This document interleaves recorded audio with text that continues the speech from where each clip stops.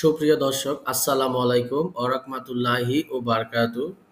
আজকে আমি সূরা আল বাকারার ১৫ নাম্বার যে আয়াতটি রয়েছে, সে আয়াতটি শোনার চেষ্টা করব এবং সেই সাথে এর বাংলা অর্থ পড়া এবং বোঝার চেষ্টা করব। রব্বুল আলামিন আমাদের শোনা, পড়া এবং বলা, সেই সাথে বোঝার তৌফিক দান করুন। আমিন।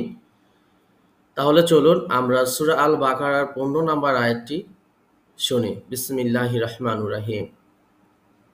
الله يستهزئ بهم ويمدهم في طغيانهم يعمهون। এতক্ষণ আমরা সূরা আল বাকারার ১৫ নম্বর আয়াতটি শুনলাম।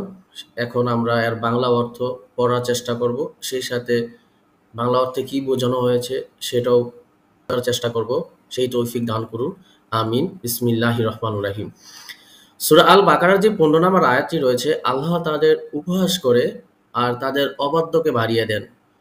ফলে তারা তাদের অবাধ্যতার দিশেহারা হয়ে ঘুরে বেড়ায়।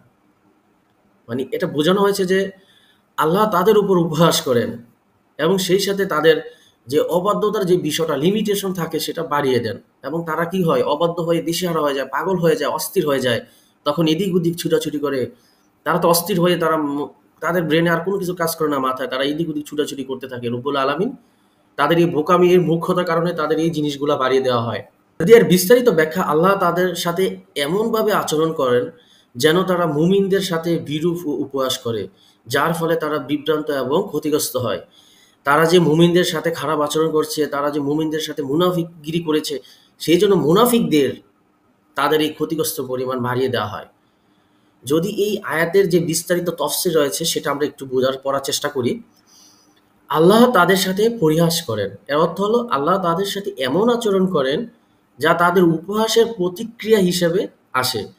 আর যারা মুমিনদের উপহাস করে, আল্লাহ সেই অনুযায়ী লাঞ্ছিত এবং অপদস্থ করে।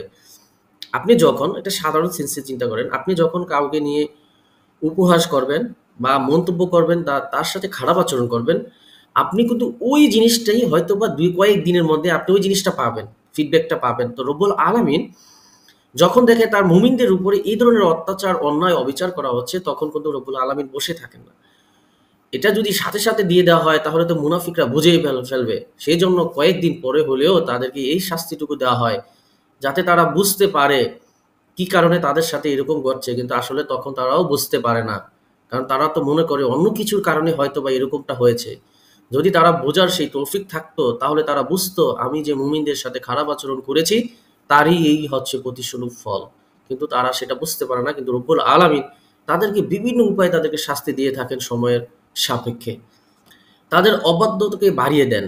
আল্লাহ তাদের এই মন্দ কাজকে আরো বাড়িয়ে দেন, যার ফলে তারা সত্য থেকে আরো দূরে সরে যায় এবং তাদের মধ্যে আরো বিভ্রান্তি বেড়ে যায়। তারা খারাপ কাজ করতে করতে করতে তাদের জীবনটা এতটাই অতিষ্ঠ করে ফেলেছে, তারা খারাপ কাজ ছাড়া থাকতে পারে না। রব্বুল আলামিন মুনাফিক কাফেরদেরকে তখন এই খারাপ কাজের পরিমাণ আরো বাড়িয়ে দেন, যার ফলে তারা সত্যের মধ্যেই থাকতে চায় না। যখন সত্যের কথা শুনে শরীরে জ্বালাফোলা করে, যেমন করে শুকনা মরিচ আমাদের শরীরে লাগিয়ে দেওয়ার পরে যেরকম ভাবে কিটকিট করে জ্বলে, ঠিক ওই রকম ভাবে তাদের মধ্যে এই জিনিসটা ওইভাবে জ্বলতে থাকে। তখন তারা দিনের পর দিন সত্য থেকে এত দূরে চলে যায় যে তারা সত্যের কথা শুনতেই পারে না। যখন তারা সত্যের কথা শুনে, ঠিক এরকম ভাবে তাদের শরীর জ্বলতে শুরু করে। তাদের অবাধ্যতার হিসেবে দিশেহারা ঘুরে বেড়ায়। এটা দ্বারা বোঝানো হয়েছে যে তারা বাড়তি অবাধ্যতার কারণে তাদের সত্যের পথ থেকে সম্পূর্ণ বিচ্ছিন্ন হয়ে যায় এবং কোনো সঠিক পথ খুঁজে পায় না। ফলে তারা বিভ্রান্তি হয়ে দিনের পর দিন, রাতের পর রাত, সপ্তাহ, মাসের পর মাস, বছরের পর বছর, যতদিন দুনিয়াতে বেঁচে থাকে ততদিন তারা এভাবে ববে ঘুরের মতন ঘুরে বেড়ায়। এটাই হচ্ছে তাদের জন্য শাস্তি। কেননা তারা রব্বুল আলামিনের হুকুম হাকাম একটুও পালন করে নেই, বরঞ্চ আল্লাহ যারা ইমানদার ব্যক্তি রয়েছে তাদেরকে তারা প্রতিহত করার চেষ্টা করে। সেজন্যই তাদের জন্য রয়েছে এত বিশাল বড় বড় শাস্তি। তারপরেও মুনাফিকেরা এই জিনিসটি বুঝতে পারে না।